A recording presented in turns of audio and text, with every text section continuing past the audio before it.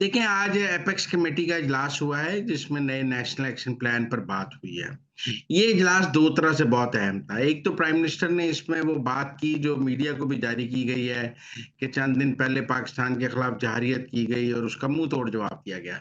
वो बात अफगानिस्तान के बारे में थी कि अफगानिस्तान से जहारियत हुई जिसमें हमारे फौजी शहीद हुए, फिर अगले दिन सर्जिकल स्ट्राइक की गई, फिर उससे अगले दिन 27 और 28 की रात जो है वो अफगानिस्तान की 6 चौकियों पर पाकिस्तान ने कब्जा किया और एयर स्ट्राइक्स भी की गई। तो वो उस सारे तनाजुर में प्राइम मिनिस्टर ने आज बात की है कि पहले हम पर जारियत हुई जिसमें पाकिस्तान के फौजी शहीद हुए, फिर उसके बाद उसका मुंह तोड़ जवाब दिया गया और चारों तरफ से जवाब दिया गया।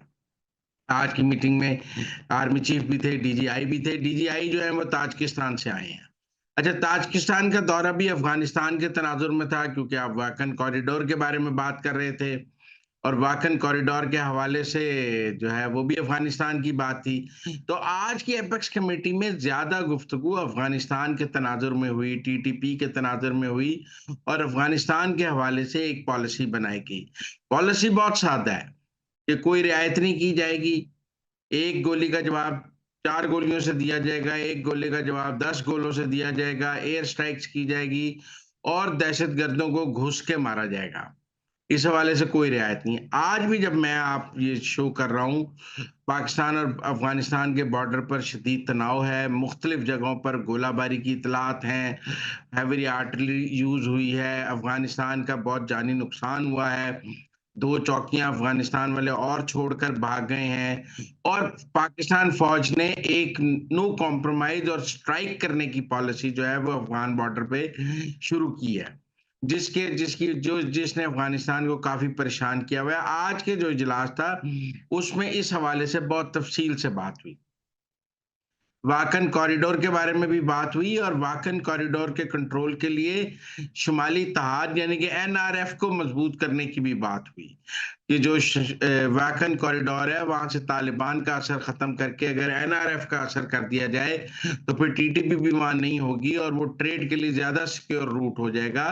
और एनआरएफ के लिए ताजिकिस्तान भी एनआरएफ के साथ चलना चाहता था, तो पाकिस्तान और ताजिकिस्तान का इस बारे में इत्तेफाक हुआ है कि कम से कम वाहकान कॉरिडोर तक एनआरएफ को मजबूत किया जाए, शुमाली तहाद को मजबूत किया जाए और वाहकान कॉरिडोर का जो कंट्रोल है वो शुमाली तहाद को के पास आने दिया जाए।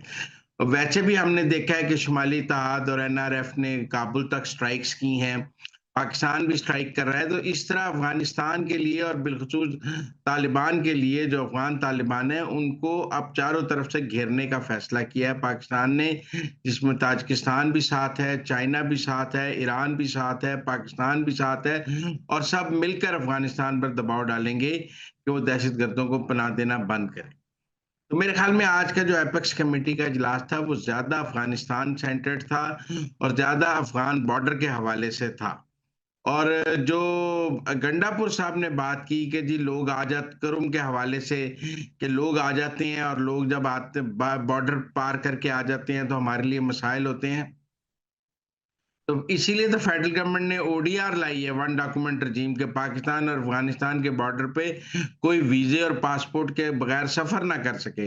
इसकी भी तहरीक इंसाफ मुखालफत करती है, असद कैसर साहब के जी बॉर्डर खुले रखें। जब खुले रखते हैं तो दहशतगर्द आते हैं, फिर जब दहशतगर्द आते हैं तो ये तहरीक इंसाफ वाले शोर मचा देते हैं कि जी बॉर्डर से दहशतगर्द कैसे आए। बॉर्डर बंद करें तो रोने लग जाते हैं, खोलें तो रोने लग जाते हैं। कहीं तो ये पाकिस्तान रियासत पाकिस्तान को स्टैंड लेने दें। मेरे ख्याल में बॉर्डर बंद होना चाहिए और सिर्फ पासपोर्ट पे और वीजे पे आने जाने की इजाजत होनी चाहिए।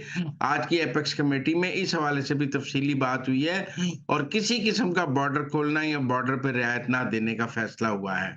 बहरहाल पाक अफगान बॉर्डर पे टेंशन मौजूद है, गोलाबारी हो रही है, चेक पोस्टें अफगानिस्तान की चेक पोस्टें पाकिस्तान ने मजीद तबाह की हैं और अफगानिस्तान का भारी जानी नुकसान भी हो रहा है।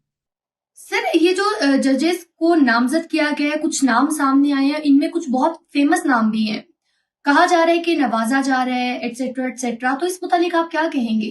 क्या ये कोई नया बयानिया बनाया जा रहा है? नए जजेस की तैनाती के हवाले से बिल्कुल नए नाम सामने आने शुरू हो गए हैं। बड़े नामों में जो हुमायूं दिलावर, जिन्होंने इमरान खान को सजा दी थी और अंजुमन जिन्होंने सजा दी थी, दोनों के नाम इस्लामाबाद हाई कोर्ट के लिए हैं। इसी तरह लाहौर हाई कोर्ट के नाम भी आ गए हैं और अब अगले 6 माह पाकिस्तान में जजेस की तैनाती का शोर रहेगा। लाहौर हाई कोर्ट के 10 जज लगने हैं, इस्लामाबाद हाई कोर्ट के 4 लगने हैं, सिंध हाई कोर्ट के लगने हैं, बलूचिस्तान लगने हैं, पेशावर लगने हैं, तो हर तरफ जजेस की तैनाती का शोर है और घोड़े दौड़ाए जा रहे हैं।